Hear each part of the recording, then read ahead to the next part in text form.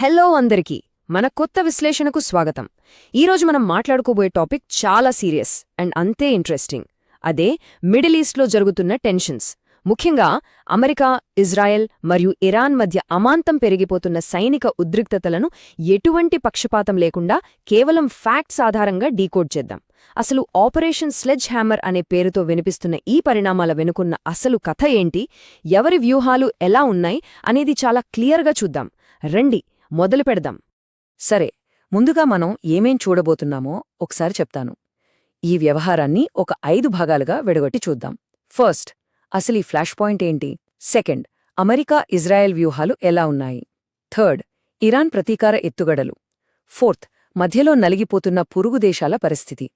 And finally, the geopolitical end game. ఇది మన structure. ఈ కాంప్లెక్స్ ఇష్యూని చాలా సింపుల్ అండ్ లాజికల్గా అర్థం చేసుకుందాం. Okay, let's dive into our first section, flash point. అసలు అకస్మాత్తుగా ఈ యుద్ధ వాతావరణం ఎందుకొచ్చింది చూద్దాం. ఒక్కసారి ఇక్కడ పరిస్థితులు ఎంత స్పీడ్గా మారిపోతున్నాయో గమనించండి. జస్ట్ గత 2 నెలలుగా చూస్తే పాకిస్తాన్ మధ్యవర్తిత్వంతో జరిగిన దౌత్యపరమైన చర్చలన్నీ పూర్తిగా ఫెయిల్ అయ్యాయి.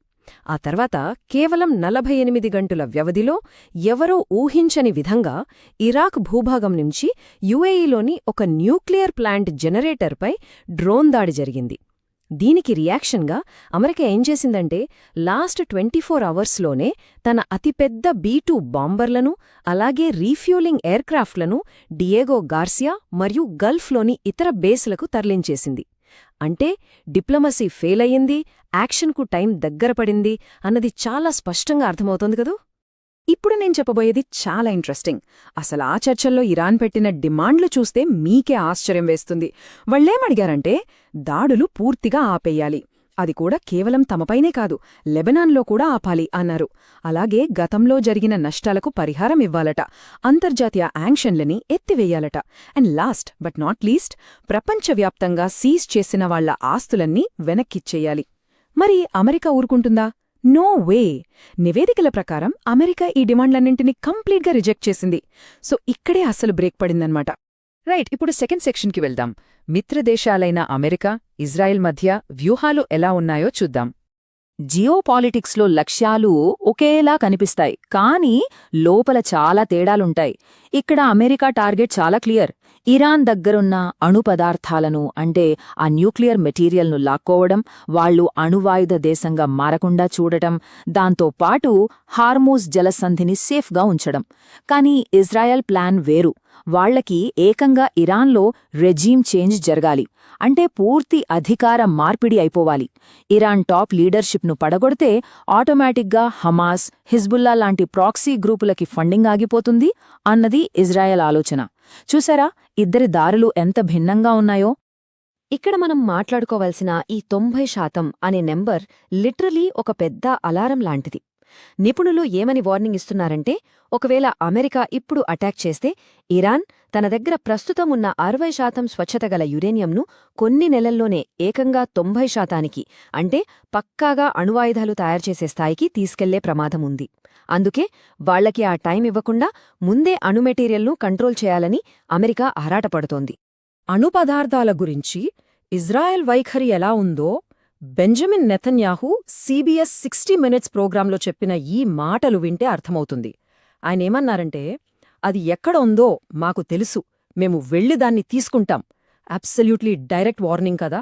ఇరాన్ ఒప్పుకున్నా ఒప్పుకోకపోయినా సరే మేము చెయ్యాల్సింది చేస్తామన్న వాళ్ళ అగ్రెసివ్ స్టాండ్ రాబోయే యాక్షన్ ఎంత తీవ్రంగా ఉండబోతోందో క్లియర్గా చూపిస్తుంది. ఇది చాలదన్నట్టు ఇంకో మైండ్ బ్లోయింగ్ థింగ్ జరిగింది. అమెరికా సెంట్రల్ కమాండ్, అంటే సెంట్కామ్, రాక్ ఆఫ్ జిబ్రాల్టర్ దగ్గర ఉన్న తమ ట్రైడెంట్ సబ్మెరీన్ లొకేషన్ను ఓపెన్గా చెప్పేసింది. సాధారణంగా ఇలాంటి అణు సామర్థ్యమున్న జలాంతర్గాముల లొకేషన్ ఎప్పుడూ టాప్ సీక్రెట్గా ఉంచుతారు.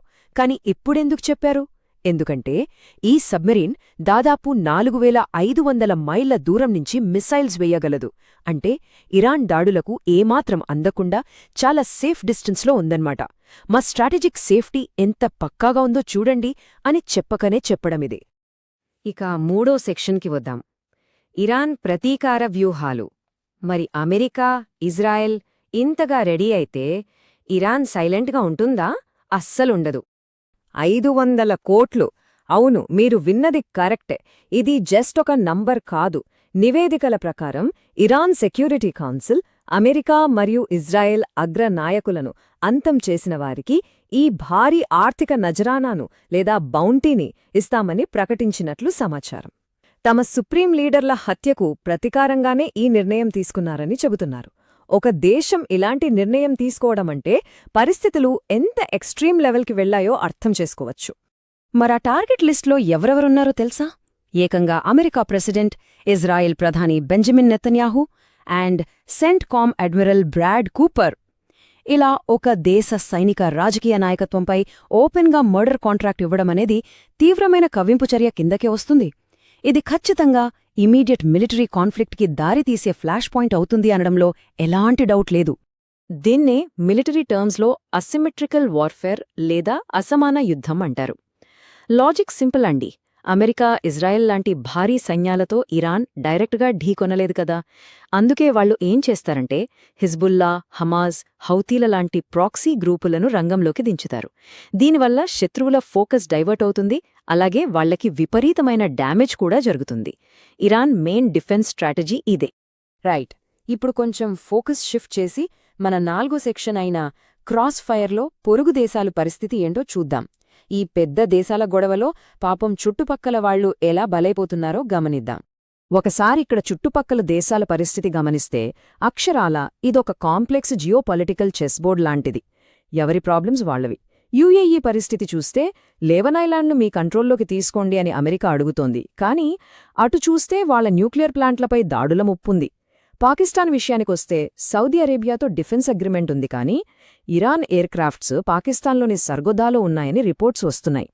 ఇంకోవైపు ఇదంతా చూసి ఆఫ్ఘనిస్తాన్ ఈ గందరగోళాన్ని ఆసరాగా చేసుకుని పాకిస్తాన్పై బార్డర్ గొడవలు షురూ చేసింది.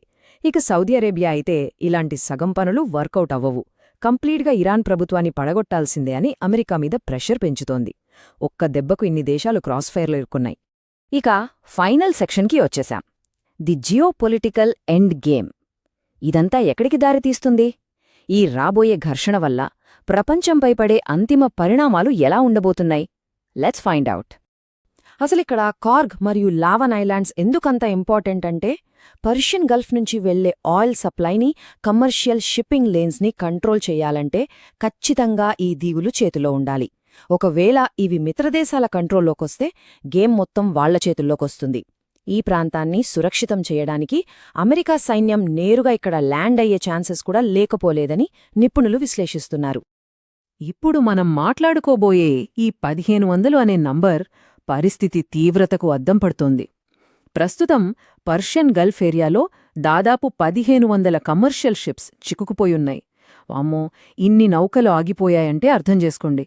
హార్మూజ్ జలసంధి క్లియర్ అయ్యి అక్కడ భద్రత ఏర్పడితే తప్ప ఇవి కదిలే పరిస్థితి లేదు. దీనివల్ల గ్లోబల్ ట్రేడ్కి ఎంత పెద్ద దెబ్బ పడుతుందో ఊహించొచ్చు. ఫైనలీ ఈ మొత్తం ఇష్యూ చూశాక ఒక పెద్ద క్వెశ్చన్ మార్క్ మన ముందు నిలబడుతోంది. ఒకవేళ ఘర్షణలు తీవ్రమై హార్మూజ్ జలసంధిని ఎక్కువ కాలం పాటు క్లోజ్ చేయాల్సి వస్తే అసలు మాంద్యమంచున ఉన్న మన గ్లోబల్ ఎకానమీ దీన్ని తట్టుకోగలదా? అంతర్జాతీయ చమురు సరఫరాకు ప్రత్యామ్నాయం ఏముంది? ఒక్కసారి ఆలోచించండి. ఈ భౌగోళిక రాజకీయ సంక్షోభం కేవలం ఆ ప్రాంతానికి పరిమితం కాకుండా ప్రపంచం మొత్తాన్ని ప్రభావితం చేయబోతోంది. ఇది ఫర్ షూర్. మీరేమనుకుంటున్నారో కామెంట్స్లో షేర్ చేయండి. మళ్ళీ ఇంకో ఇంట్రెస్టింగ్ విశ్లేషణతో కలుద్దాం.